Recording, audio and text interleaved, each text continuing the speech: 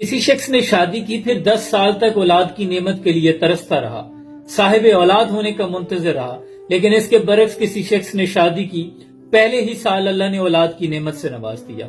کوئی شخص 22 سال کی عمر میں امریکہ سے گریجویٹ ہوا، لیکن ملازمت کے لیے در بدر 5 سال تک دھکے کھاتا رہا۔ اس کے برعکس کوئی شخص 27 سال کی عمر میں گورنمنٹ یونیورسٹی سے گریجویشن ہوئی، لیکن اگلے ہی سال اسے اپنی ڈریم جاب مل گئی۔ کوئی شخص 25 سال کی عمر میں ہی کروڑ پتی بن گیا، بزنس ٹائکون ہو گیا، لیکن اس کی اولاد نافرمان، نکمی اور ان پڑھ رہ گئی۔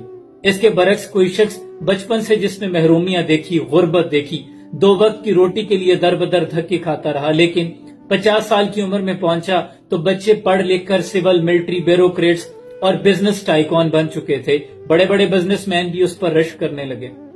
دیکھیں، ہمارے معاشرے میں ہر شخص اپنی استطاعت کے مطابق جدوجہد اور کوشش کرتا ہے، لیکن قسمت اور نصیب کا فیکٹر ساتھ ساتھ چلتا ہے۔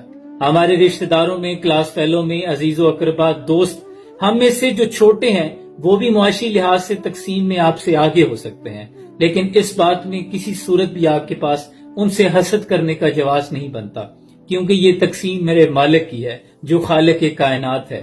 بنتا یہ ہے کہ جب آپ کسی کے پاس کرم ہوتا دیکھیں، کسی پر اللہ کا احسان دیکھیں، نعمتیں ملتی دیکھیں، تو اللہ کا شکر ادا کریں۔ آپ کا رجحان اللہ کی طرف ہونا چاہیے کہ اللہ تو بے نیاز ذات ہے، جسے چاہے عطا کر دے، لیکن اس پر اس سے اختلاف کرنا نہیں بنتا، کیونکہ یہ تقسیم میرے مالک کی ہے۔ اشفاق صاحب اس پہ بڑا خوبصورت لکھتے ہیں، جب ان سے پوچھا گیا کہ حسد کیا ہے تو آپ نے فرمایا کہ اللہ کی تقسیم پہ شک کرنا حسد ہے۔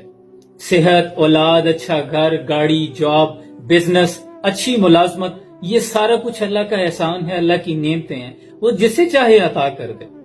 ہمارے ذمہ یہ ہے کہ ہم کوشش کرتے رہیں، جدوجہد کرتے رہیں، لیکن اس بات کی کبھی شکایت مت کریں کہ اللہ مجھ میں کیا کمی تھی، اس میں ایسی کون سی خاص بات ہے۔ آپ کے رشتوں میں، آپ کے عزیز و اقربا میں کوئی چھوٹا ہے، وہ بھی آپ سے آگے نکل سکتا ہے۔ یہ میرے مالک کی تقسیم ہے، وہ جسے چاہے جیسے چاہے نواز دے۔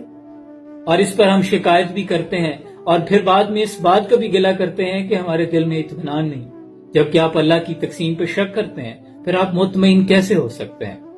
آپ کو اللہ تب راضی ہوگا آپ پر، اور آپ پر نعمتوں کا سلسلہ تب شروع ہوگا جب آپ اللہ کی تقسیم پہ خوش ہو جائیں گے۔